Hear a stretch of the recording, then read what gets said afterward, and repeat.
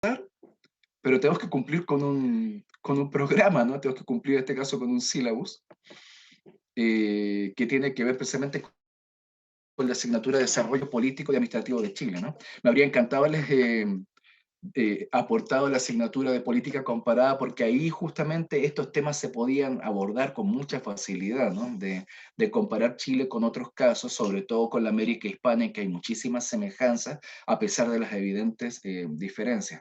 Pero bueno, bien, primero que todo, buenos días, no he saludado a toda la gente, ¿no? Buenos días, Camila, Johan, Isabel, Nicolás, usted mismo, Miguel. Creo que sí, había saludado a Fernanda, Thais, Renata, Diego, bienvenidas y bienvenidos a la clase de hoy. Les agradezco la paciencia a los que no tenían el interés de abordar México, se entiende, ¿no? Y bueno, también justamente le agradezco el interés a la gente que sí justamente quería abordar México. Es un país fascinante, yo viví 4 años en él. Y de hecho cursé estudios allá, pero también fui docente allá, entonces tuve oportunidad de empaparme de una realidad diferente y semejante a la de Chile, ¿no? Semejante en el sentido de haber sido parte del Imperio Español, a propósito de nuestra primera clase cuando abordamos la unidad número 1, y número 2, ¿no? Es decir, habiendo tenido una historia prehispana y republicana muy diferente. Sí, muy diferente, ¿no? Y eso da precisamente para abordar las semejanzas y las diferencias, sobre todo al terreno de las estructuras de poder. En el día de hoy, y específicamente en este bloque, en este módulo, yo les quería compartir una experiencia que es simbólica de lo que tiene que ver con el tratamiento que le vamos a dar a esta tercera unidad en esta semana. Esto fue, ¿cuándo? Esto fue hace varios años atrás. Técnicamente fue hace 10 años atrás, haciendo el cálculo, ¿no? Fue hace unos 10 años atrás, quizá un poquito menos. Yo en ese tiempo era profesor de la Universidad de Valparaíso y estaba guiando mi primera tesis de licenciatura en esa universidad. Y recuerdo que se trataba de una tesis de 2 estudiantes que habían abordado nada más y nada menos que, anotémoslo, el ladrillo. Sí, el ladrillo, ¿no? Un libro que constituía los fundamentos teóricos del modelo económico neoliberal que se instaló en Chile desde los tiempos del régimen autoritario. Y claro, el nombre, el ladrillo, venía precisamente porque se suponía que era un mamotreto. Yo tuve oportunidad de tomarlo, el original, una cosa impresionante. Ahí entendí por qué el nombre estaba muy bien puesto. Parecía un ladrillo fiscal. Sí, no sé si ustedes han tenido oportunidad de verlo. Parecía un ladrillo fiscal, justamente lo que era el largo, el ancho, el grosor, no sé si. El nombre está bien puesto, el ladrillo, ¿no? Dando precisamente a entender de que constituía un libro muy semejante a un ladrillo fiscal en su configuración, pero que en él se encontraban precisamente los fundamentos teóricos, ¿no? Los fundamentos conceptuales de lo que hoy en día llamamos el modelo neoliberal. Y ellos hicieron su tesis con base a él. Entonces, en función de ello, estuvieron trabajando más de un año, considerando un amplio marco teórico, por una parte, en torno a teorías económicas, por una parte, por otro lado, teorías socioeconómicas para situar contingentemente el ladrillo en el contexto histórico nacional y mundial, e incluso tomaron en cuenta algunos aportes intelectuales del concepto de intelectualidad, sobre todo la obra de Gramsci, en el cuaderno número 6 de los cuadernos de... Y elaboraron precisamente una tesis en la cual abordaron el ladrillo precisamente, ya no digamos precisamente como herramienta de propaganda, si ustedes quieren, sino que la obra intelectual, es decir, un bloque histórico que apuntaba a defender un proyecto país en Chile. Entonces, ellos estaban defendiendo su tesis, había llegado el gran día, y recuerdo yo que, bueno, en calidad de profesor guía, tenía la difícil tarea de, por una parte, mostrarme como tal, es decir, como guía y como defensor de la tesis de los estudiantes, pero también yo debía ofrecer rigor, en el sentido de, bueno, la o las preguntas que yo planteara debían apuntar derechamente a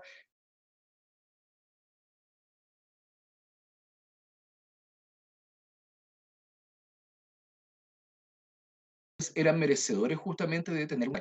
Entonces, cuando llega mi turno, yo planteo la siguiente pregunta, haciendo una breve introducción en torno a la calidad del trabajo y valorando lo que habían hecho, yo planteé la siguiente pregunta, considerando de que el ladrillo constituye una obra elaborada en diálogo con el mundo, pero que se construye desde... ¿Me escuchan? Perdón. Sí, profe, solo que lo último antes de que preguntara por el ladrillo fue como, no se le entendió bien, dónde se le quedó pegado. Ah, perfecto, perfecto. Bien, resulta, a ver, lo siguiente, ¿no? Previo a la pregunta, yo hice una breve introducción hablando precisamente de la calidad del texto, de la calidad de la tesis, pero que sin embargo, como profesor guía y por estar presente en la comisión, yo estaba orillado a plantear alguna, por lo menos una pregunta, ¿no? Entonces, sobre esa base, la pregunta era la siguiente. Considerando de que el ladrillo había sido una obra construida en diálogo con el mundo, ¿no? Pero que se había construido desde el terreno de un segmento de la política chilena y específicamente desde el terreno elitario, ¿sí? Considerando todo eso, cuando uno lee el ladrillo, la pregunta es la siguiente, ¿quién es el que habla, no? ¿El dominante o el dominado? ¿Sí? ¿Quién es el que realmente habla detrás de las letras del ladrillo, ¿no? Debo decir que la pregunta hizo pedazos justamente la defensa de mis estudiantes, ¿no? Yo sabía de que era una pregunta difícil, pero era una pregunta que yo tenía que hacer. Y sobre esa base, los estudiantes, después de unos segundos del golpe que había implicado justamente la pregunta y todo lo que eso implicaba, se lograron rearticular y dieron una respuesta aceptable, digna, para poder defenderse, ¿no? En el sentido de dejar en claro que si bien dentro de lo que tenía que ver con Chile, efectivamente hablaba el dominante, si ya lo mirábamos justamente con una perspectiva más global que trascendiera a Chile, obviamente hablaba el dominado. Entonces, con esta experiencia que les cuento, quiero comenzar precisamente esta semana, ya que ustedes recordarán, desde la semana pasada estamos abordando la tercera unidad de aprendizaje, que tiene que ver con la Constitución de 1980, y parte de esta Constitución tiene que ver con una dimensión económica. Hemos visto cómo las otras unidades de aprendizaje todas han dispuesto de un modelo económico, ¿no? Lo vimos en la Constitución de 1833 cuando abordábamos el modelo primario exportador y lo mismo pasó con la Constitución de 1925 cuando nosotros abordábamos el modelo de sustitutivo de importaciones, probablemente tal, ¿no? Entonces, en este caso no es diferente, hay un modelo económico, pero es diferente a lo que hemos visto hasta ahora, ¿sí? Miguel, la verdad es que yo ese libro lo vi, lo tuve en mis manos en el CIDOC, ¿no? Que era un centro de investigación y documentación de la Universidad Finisterra. En ese tiempo estaba justamente a cargo, hoy no me acuerdo su nombre, pero sí, sí, claramente su apellido era Ancibia Clavel, justamente, una historiadora que tenía precisamente el ladrillo ahí y entre otras documentación del régimen autoritario, habría que preguntarse qué hacía esa documentación ahí y no dentro de los archivos del Estado, pero bueno, uno se puede imaginar de dónde, detrás de dónde estaba. Pero claro, el original se encontraba ahí, en el CIDOC, en la Universidad Finisterre, que si es que no me equivoco, esa universidad está en Avenida Pedro de Valdivia, hacia el sur, sí, hacia el sur. No, no, no, creo que a unas cuadras de la Universidad Autónoma, Miguel. Pero yo no he revisado si, por ejemplo, existe alguna versión en la Biblioteca Nacional, ¿sí? Donde con mucha seguridad debe estar, no digo el original, pero sí un ejemplar, debe ser precisamente en alguna de las bibliotecas de la Pontificia Universidad Católica, ¿no? Sea en el campus Casa Central o ni hablar, ¿no? Con seguridad del campus San Joaquín, porque ahí está economía. Sí, ahí está economía. Ahora, a la venta, Miguel, no lo sé. Yo nunca he visto que haya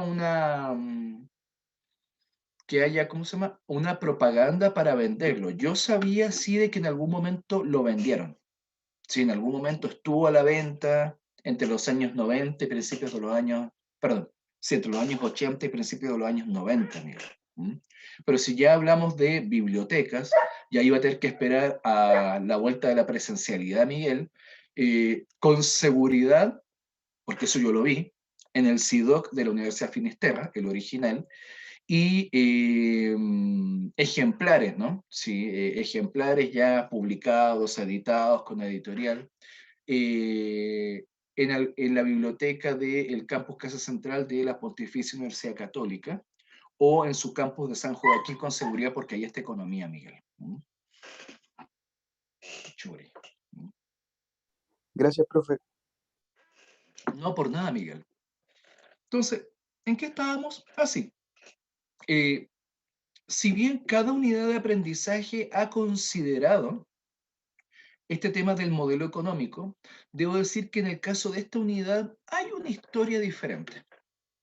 ¿En qué sentido es diferente, no? Es diferente en el sentido de que cuando nosotros abordamos probablemente tal el tema del modelo económico, y si bien observamos que primero en el siglo XIX y después en el siglo XX, hay sujetos que aportan elementos conceptuales al modelo, como el caso de Rengifo, justamente en el siglo XIX, en plena República Portaliana, ¿no?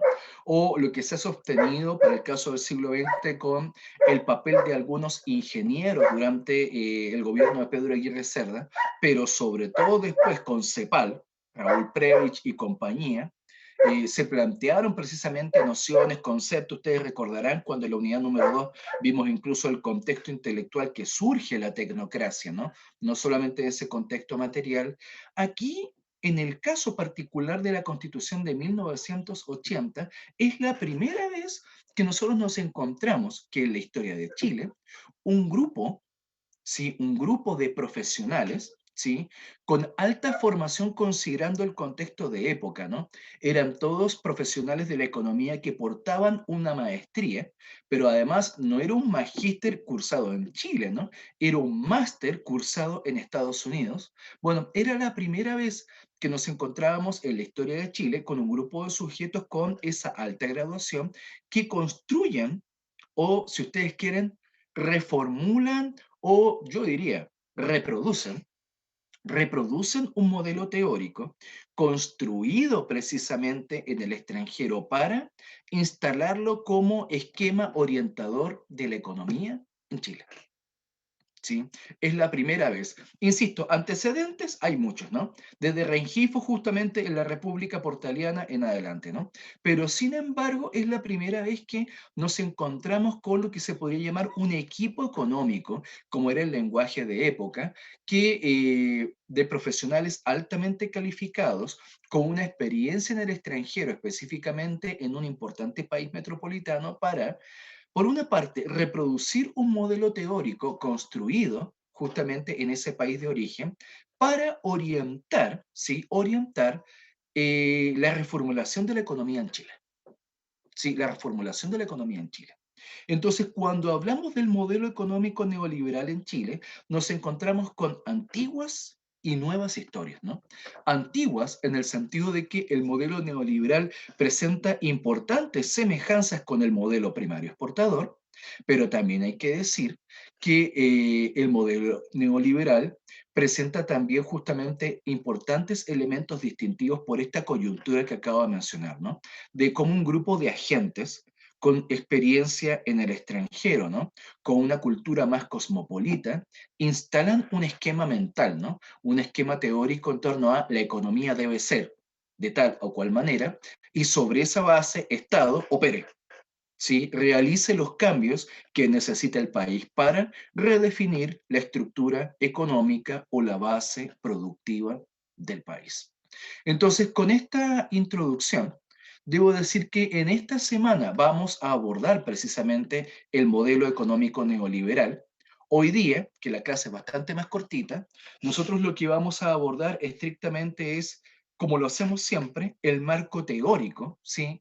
De la semana, que tiene que ver precisamente con el modelo económico neoliberal, para que el día jueves, que tenemos 2 bloques de clase, nosotros vamos a abordar estrictamente nuestro caso, ¿no? El caso chileno, y cómo justamente este modelo neoliberal se puede justamente abordar en términos de instalación en 2 grandes etapas, ¿no? Una primera que va desde el año 1975 al año 1982, que es realmente la verdadera etapa de instalación, ¿no? Y una segunda etapa que va desde el año 1982 hasta el año 1988, que si bien sigue siendo de instalación, podríamos decir que ya es el proceso de consolidación del modelo en Chile.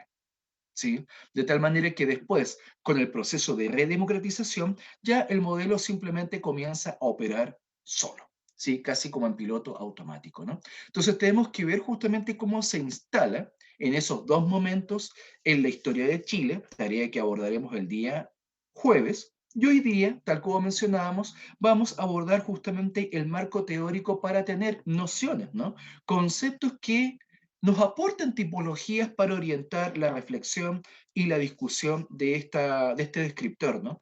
De esta dimensión, de esta unidad de aprendizaje. Entonces, sobre esa base, voy a compartir pantalla. Ahí está. Entonces, esperemos un segundito.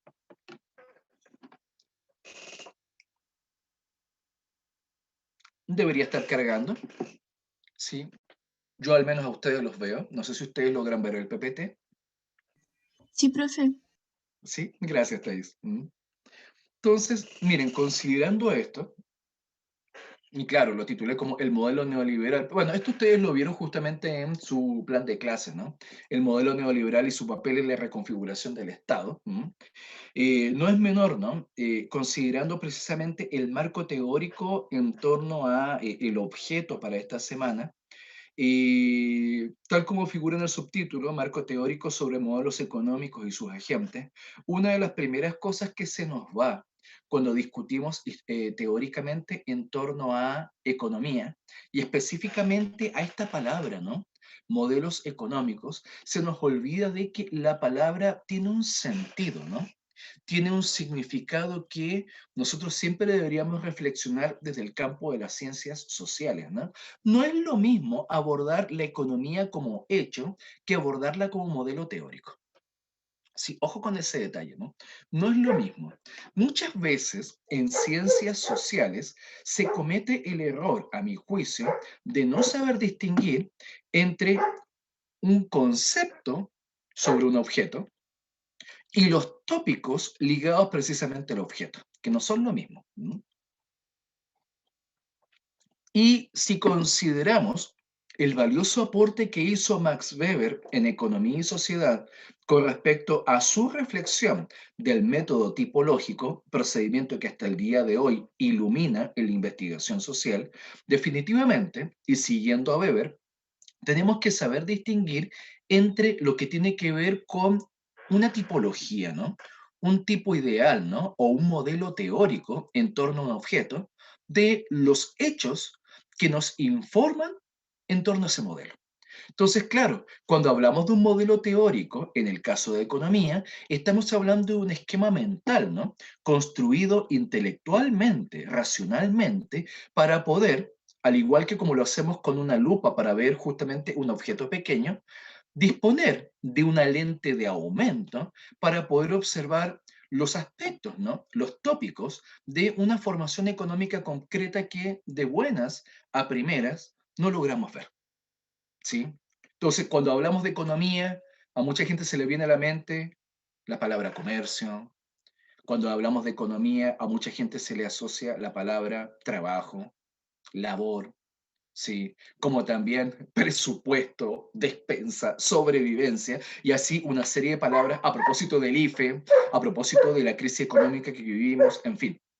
Entonces, para el grueso de la población humana, la economía es un problema sumamente concreto y sumamente cotidiano, ligado normalmente a la sobrevivencia, ¿no?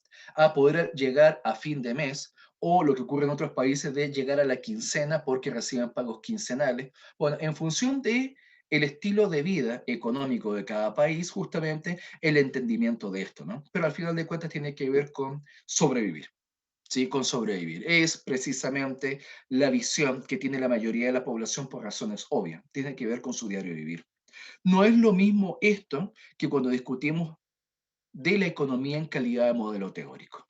Un modelo teórico no es otra cosa que justamente un esquema mental, un esquema intelectual construido racionalmente que para este caso apunta a iluminar en torno a qué podríamos entender por economía, ¿no? Entonces, bueno, en este terreno, y si ustedes consideran el descriptor número 2, ¿sí? El primer modelo teórico, probablemente tal, por lo menos en la era moderna, que nos ha permitido discutir en torno a economía del terreno teórico, es lo que conocemos como la economía clásica o liberal, ¿sí? La economía clásica o liberal. Escuela que tiene su fundamento en Escocia, justamente en las Islas Británicas, y claro, precisamente por Escocia, la tierra de Adam Smith, Escocia, justamente, con esta discusión teórica clásica, se les definió precisamente por el lugar, por el hábitat, como la escuela escocesa. ¿Sí? La escuela escocesa, ¿no? La economía clásica o la economía liberal es escocesa, originalmente hablando. Entonces, siguiendo justamente los planteamientos de famosos de Adam Smith en Churi no me deja hacer clase, piensa que estoy, bueno, estoy con personas, ¿no? Pero piensa de que estoy en la presencialidad y reclama su presencia aquí. Si yo la invito a llegar acá, no me deja hacer clase, así que lo lamento. Entonces, bueno, sobre esa base, ¿sí? Sobre esa base, eh, no dije. Entonces, sobre esa base, esta escuela escocesa, ¿sí? Esta escuela escocesa, ¿sí? No, no sé. Esta escuela escocesa, formulada por Adam Smith, sobre todo en ese famoso libro, La riqueza de las naciones, planteó un esquema teórico simplificado, ojo, es algo útil y valorado precisamente desde el terreno de la teoría, ¿no? La simplificación, en el cual justamente reduce el pensamiento económico a un conjunto de variables bastante concretas para poder realizarlo, ¿no? Entonces, desde esta perspectiva, la economía clásica entiende la riqueza de las naciones, a propósito del título del libro, desde el terreno de el valor de la libertad de emprender, el valor de la libertad de comerciar y sobre esa base el valor de la libertad de comercio a escala planetaria. De tal manera que en ese terreno, siguiendo a la escuela escocesa, los distintos países y áreas geográficas del mundo se integrarían a una sola economía desde el terreno de las ventajas comparativas de cada país y de cada región. ¿Qué significa eso? Significa de que cada país y cada región, producto de los recursos o lo que posteriormente David Ricardo llamaría los factores de producción, ¿sí? Las ventajas comparativas, ¿sí? Se integrarían a esta economía mundial en un contexto de libertad de comercio. Entonces, claro, los países y áreas que disponen de ventajas comparativas naturales se integrarían a este esquema como exportadores de materia prima, ¿no? Mientras que precisamente otros países que dispusieran como ventaja comparativa dentro del mercado de factores la producción justamente de bienes de capital, específicamente tecnología, se integrarían precisamente a este esquema mundial en calidad de exportadores de tecnología propiamente tal, ¿no? Las ventajas comparativas estarían en función de la base productiva de cada uno de estos países, ¿no? Y claro, en ese terreno, los estados, que constituyen un mal necesario, ¿sí? Son un mal, pero un mal necesario, deben ocupar el papel de garantizar esta libertad de intercambio, ¿no? Deben garantizar esta libertad precisamente de comercio, probablemente tal, ¿no? Tienen que proteger esto, ya que mediante esto se alcanzará la paz. ¿Sí? Se alcanzará la paz, ¿no? Coetánea a la obra de Smith está justamente ese famoso panfleto de o Immanuel Kant, ¿no? Sí, la paz perpetua, que planteaba que desde el campo de la política, el día en que las monarquías desaparecieran del mundo y el mundo se proliferaran las repúblicas, el mundo alcanzaría una paz perpetua, terminaría la guerra porque la guerra había sido históricamente una empresa de aristócratas, monarcas y emperadores, ¿no? Toda una casta que históricamente había defendido justamente la guerra como motor económico. Entonces, lo que plantea Smith es la dimensión económica de la misma propuesta, ¿no? Es decir, con esto, con la libertad de comercio, se alcanzará la paz, ¿sí? Se alcanzará la paz y, por tanto, no volveremos a vivir el horror de la guerra. Entonces, con base a todo esto, y ojo que dentro de la libertad estaba precisamente la libertad de empleo.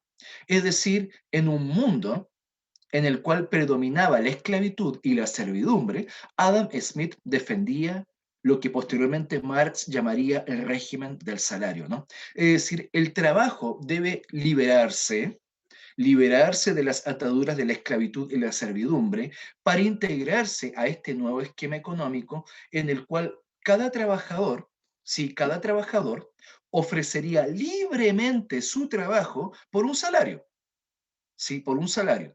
Entonces, no solamente lo va a ofrecer en libertad, ¿no? Y terminando con el trabajo cautivo, sino que además, sí, va a recibir una remuneración, ¿no? Una renta, ¿no? Un salario. ¿Sí? De tal manera que en función de esto, y aquí hay como una teoría de la felicidad, bueno, bien, en función de esto, todo el mundo feliz.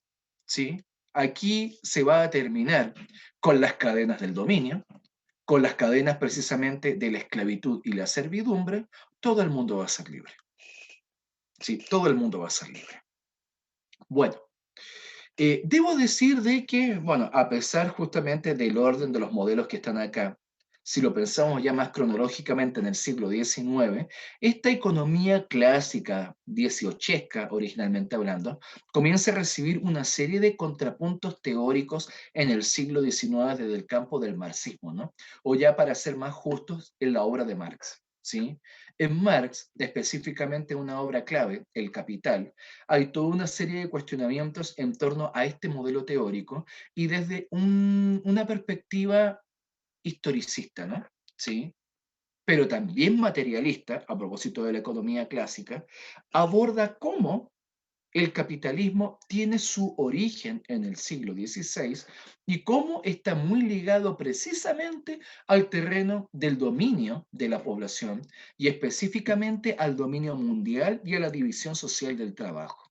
Cuando uno revisa específicamente un capítulo clave titulado de la llamada acumulación originaria, haciendo alusión precisamente a la acumulación originaria del capital, el punto de partida de ese capítulo tiene que ver con la Inglaterra de Enrique VIII y cómo justamente en el periodo en el cual reina Enrique VIII, el rey Enrique simplemente realiza desde el terreno de la política y con un Estado absoluto, considerando la época, por una parte, la eliminación justamente de lo que tenía que ver con las propiedades de mano de obra muerta, como se llamaba en ese tiempo, ligadas precisamente a los grandes latifundios de la iglesia, capitalizándolos, ¿no? Y cómo también se le pone fin a la leva feudal y a lo que era el trabajo servil para poder integrar a Inglaterra al capital.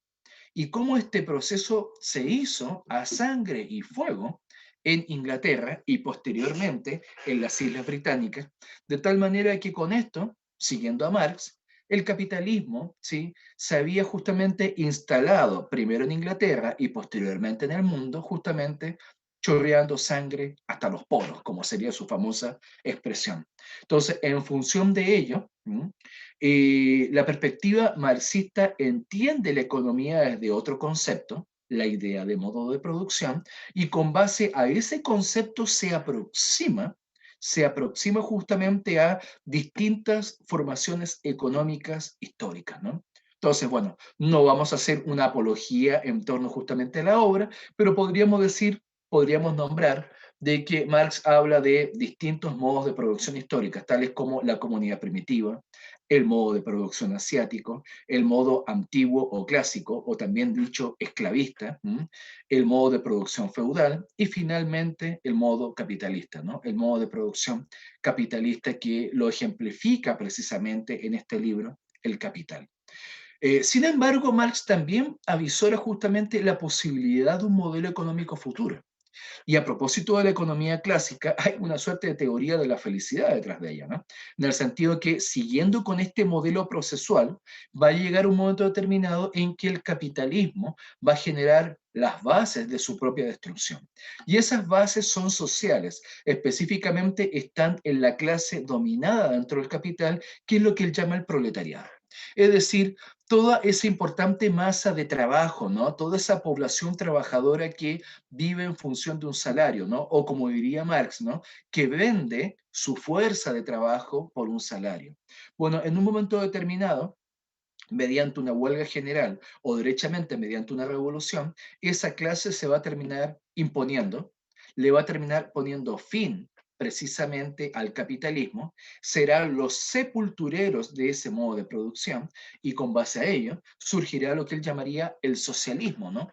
Una nueva dictadura de clase que se distinguiría de las anteriores por un Estado socialista que dispondría de los medios de producción para, valga la redundancia, socializar tanto los medios de producción probablemente tal como los productos de la economía. Entonces, con base a ello, se generaría, porque para Marx era una etapa transitoria, un momento en calidad de base, ¿no? En calidad justamente, por una parte de lápida, ¿no? De lápida del antiguo modo de producción, pero también será la primera piedra de un modo de producción futuro sin clases, sin propiedad privada y sin Estado, ¿no? Lo que él llamaba el comunismo, ¿no? De tal manera que en función de ello, y siguiendo con ese modelo procesual, la socialización de la producción, primero con el Estado socialista y posteriormente con el comunismo, llevaría a lo que él llamaría una etapa final de la historia, en la cual precisamente se conformaría una sociedad de productores asociados, aunque suene a trabalenguas, ¿no? En el cual, insisto, no habría propiedad privada, no habría clases y no habría Estado. Entonces, se observa en la obra posterior de Marx, ya algunas cosas se mencionaban en Manifiesto Comunista, uno podría dedicar un seminario a esa discusión, ¿no? Pero sin embargo, por ejemplo, en el siglo XX, específicamente en la primera mitad del siglo XX, nos encontramos con otro modelo económico, el keynesianismo, ¿no? Que tiene que ver justamente con la obra de Maynard Keynes, ¿sí? Keynes, justamente, este economista británico que propone, ¿sí? Como si ustedes quieren, formula un modelo económico que está entre la economía clásica y el marxismo, ¿no? En el sentido de defender la necesidad de la intervención estatal en la producción, precisamente para protegerla, ¿no? Keynes escribe en el contexto justamente de la gran violencia que implica el siglo XX, ¿no? El siglo de las grandes guerras mundiales y la necesidad de proteger políticamente la economía en un contexto de guerra primero, lo que implicó el periodo de las guerras mundiales, y posteriormente en lo que implicó la Guerra Fría, en la cual efectivamente, por un tema político y militar, resultaba relevante la presencia del Estado en economía. Los planteamientos de Keynes inspiraron en muchos aspectos también los planteamientos de Rostock posteriormente en Estados Unidos y lo que posteriormente daría paso a la economía cepaliana, ¿no? O el modelo cepalino que habíamos abordado en la unidad número 2, ¿no? Es decir, un esquema económico, ¿no? Que apuntaba derechamente a la necesidad, ¿sí? A la necesidad de que existiera una economía dirigida por el Estado, ¿no? Con una intervención estatal, ¿no? O lo que se llamaba una economía centralmente planificada desde el terreno del Estado. Y esa planificación era relevante ya que mediante la dirección estatal se generarían justamente áreas de producción con proyecto país, con proyecto país. Entonces, eso implicaba generar bandas de precios justamente para que en el terreno del comercio los precios de ciertos productos básicos no se dispararan, como se disparan ahora en Chile, ¿sí? Precisamente la necesidad de que ciertos aspectos de la economía se integraran a lo que se llamaba la propiedad social, ¿no? Que en el fondo era la propiedad pública, era la propiedad del Estado, y en el cual precisamente la principal oferta de este modelo era el pleno empleo. Era el pleno empleo, ¿no? En los países metropolitanos significó varias cosas, ¿no? Pleno empleo, salud pública, educación pública, todo eso de calidad, y además de eso, vivienda. De tal manera que el Estado aportaba la vivienda a la población, ¿no? Hasta bien entrado los años 90, en lo que había sido la antigua Alemania federal, ¿no? Ya Alemania unificada, el Estado alemán le entregaba un departamento a cada joven profesional o trabajador alemán.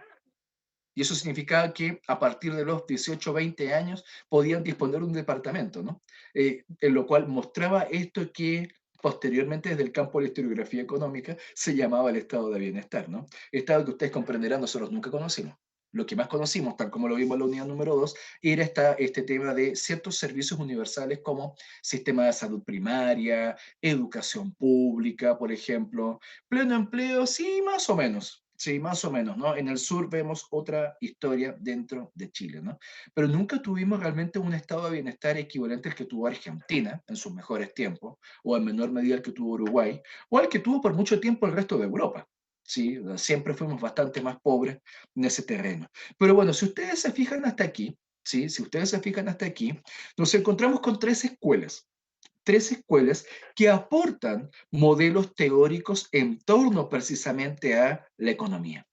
Pero uno de los aspectos que aquí no se ha tratado hasta ahora, pero que sí abordamos, al menos parcialmente, en la segunda unidad de aprendizaje, tiene que ver con el papel de cierta intelectualidad en la producción de ideas económicas.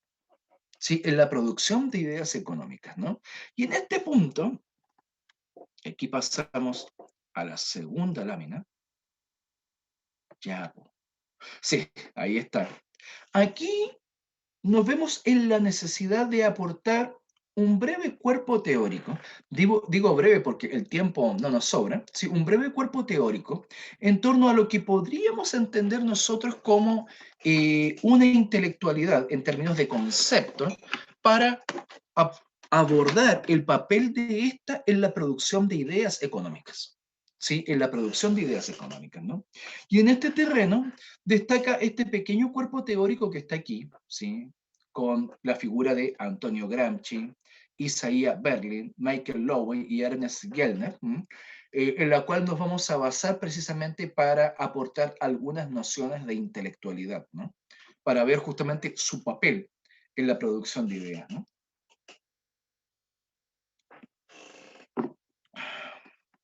Partamos con el primero. Están ordenados cronológicamente.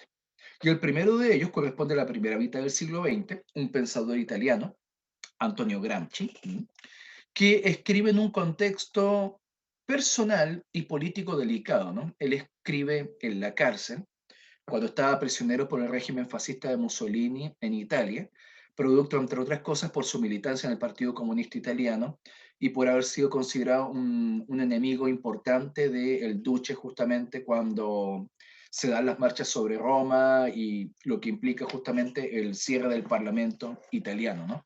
Con la captura de Gramsci, cuando iba escapando del Parlamento. Entonces, en ese contexto de dramatismo surgen los cuadernos de la cárcel, que hasta el día de hoy hay toda una discusión en torno a esa obra. Y en el cuaderno número 6, ¿sí? Que hoy en día ha sido publicado como libro, titulado justamente Los intelectuales y la organización de la cultura, pero decir también hay otro libro que se llama La formación de los intelectuales, en que se abordan muchos aspectos de lo que vamos a ver ahora. Específicamente en la primera página, Gramsci aporta una definición sumamente útil para comenzar la discusión. Según Gramsci, todos somos intelectuales por la facultad humana de pensar. Por tanto, en calidad de seres humanos, nacemos con esa facultad. Pero ojo, el ejercicio profesional del oficio no es una actividad que realicemos todos, ¿sí? Ese ejercicio profesional del oficio, ¿sí? Solamente lo ejercen un grupo reducido de personas debido, entre otras cosas, a la división social del trabajo. Entonces, lo que nosotros normalmente en nuestra vida cotidiana llamamos intelectuales son profesionales de la inteligencia, ¿no? Es decir, personas que ejercen profesionalmente el oficio producto de la división social del trabajo. Entonces, ahí hay un punto interesante, ¿no? Es decir, podemos hablar de intelectualidad en principio como toda la humanidad, porque por ser seres humanos tenemos la facultad de pensar, pero debido a la división social del trabajo, solo algunos se dedican a este ejercicio profesional, de este oficio llamado pensar. Y en ese terreno, para Gramsci, ¿sí? Esa intelectualidad se divide en dos grandes grupos, ¿no? Por una parte, lo que Gramsci llama los intelectuales tradicionales, ligados a una serie de oficios propios del grupo, ¿cómo se llama? De grupos de tipo gremial, ¿no? Que defienden espíritu del cuerpo, tales como docentes, filósofos, artistas, que normalmente defienden ese espíritu del cuerpo y que ojalá no los inviten a participar de política. A diferencia de otro grupo, Gramsci les llama los intelectuales orgánicos, que a diferencia de los intelectuales tradicionales, la intelectualidad orgánica se distingue por la dirección intelectual y moral justamente de lo que él llamaría un bloque histórico. ¿Qué es un bloque histórico? No es otra cosa que un bloque o una alianza hegemónica entre la clase dominante, algunas clases subalternas y esta intelectualidad. De tal manera que esta intelectualidad que orienta intelectual y moralmente a esta alianza es la que termina justamente instalando discursos dominantes a escala nacional o incluso mundial. Entonces, en ese terreno, Gramsci nos aporta una interesante nomenclatura tanto en torno a la intelectualidad tradicional como lo que él llama la intelectualidad orgánica, que es su foco teórico, ¿no? Frente a eso, el pensador bielorruso Isaiah Berlin, ¿sí? En un libro que se llama El poder de las ideas, y específicamente en un capítulo titulado El papel de la inteligencia, establece una dicotomía polar entre dos conceptos clave.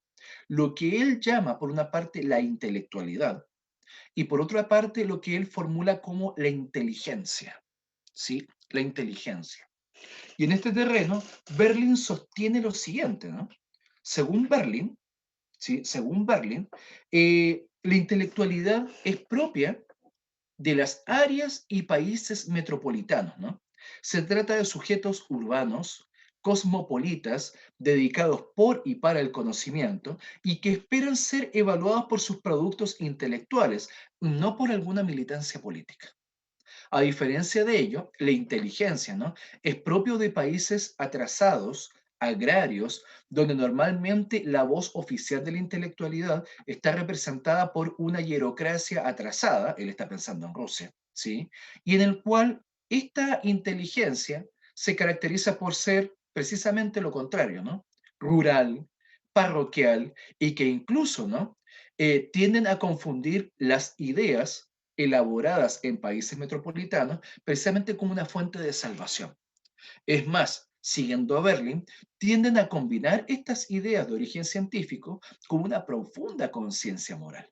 Entonces, en ese terreno nos ofrece justamente una dicotomía polar en torno a dos conceptos, ¿no? Intelectualidad propia del mundo metropolitano versus la inteligencia propia del mundo periférico.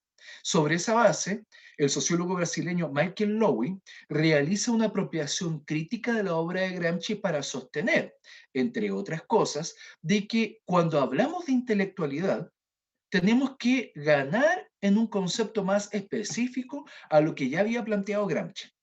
Porque a diferencia de Gramsci, Lowy entiende a la intelectualidad como un grupo de sujetos que tienden a producir directamente ideas. ¿Y qué son ideas, no? Lo que él llamaría productos ideológico-culturales, ¿no? Entonces, en ese terreno, las ideas pueden ir desde el campo estricto de las artes hasta modelos teóricos en el campo de la ciencia y la tecnología, ¿no? Entonces, sobre esa base es como un hincapié que le hace Lowy a ciertos aspectos de la conceptualización gramsciana que no se veían claramente en la obra original de Gramsci, ¿no? Finalmente, Ernest Gellner, un pensador judío checo de fines del siglo XX, ¿no? Se muere en 1990, probablemente tal. Gellner plantea, ¿sí? De que cuando abordamos esta idea de intelectual, tenemos que establecer un vínculo entre su modo de pensar, su acción y en lo que él llamaría la epistemología. ¿Qué es la epistemología? Bueno, ahí lo aborda derechamente como se ha conceptuado siempre la idea de epistemología, ¿no? Como teoría del conocimiento o estudio de la ciencia, ¿no? Los fundamentos del pensar. Y sobre esa base, Gellner sostiene lo siguiente. Tanto los discursos como las prácticas políticas de la intelectualidad, uno no las entiende sin justamente la epistemología de la cual tributa. El ejemplo concreto uno lo ve justamente con la figura de los intelectuales que se fundan en el atomismo, ¿no? Para plantear ideas de corte liberal e individualista, versus los intelectuales holistas, ¿no? Que debido precisamente a su fundamento epistémico, plantean ideas y prácticas de carácter nacionalista.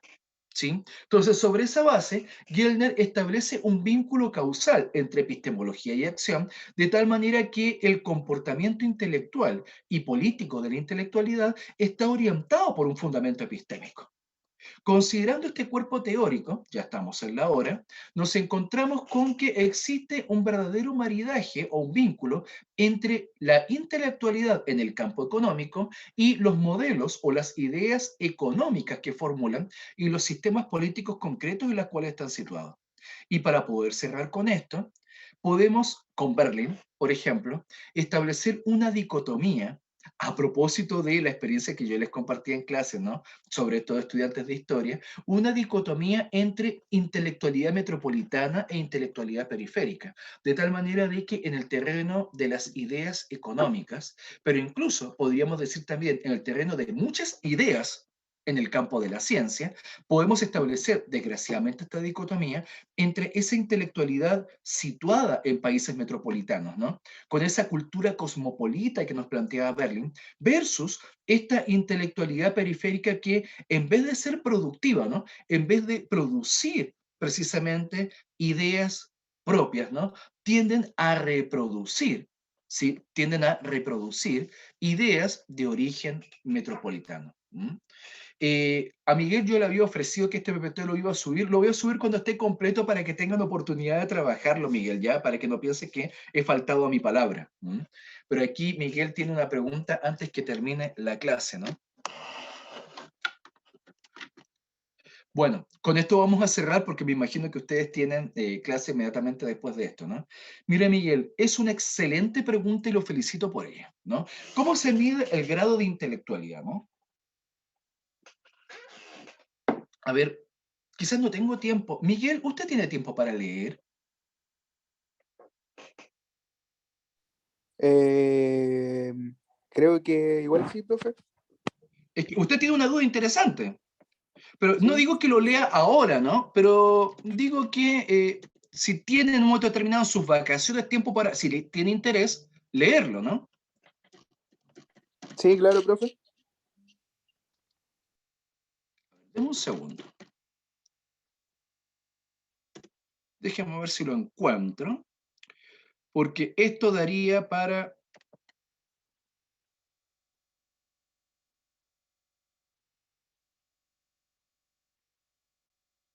Ahí está. Bueno, lo que le voy a compartir,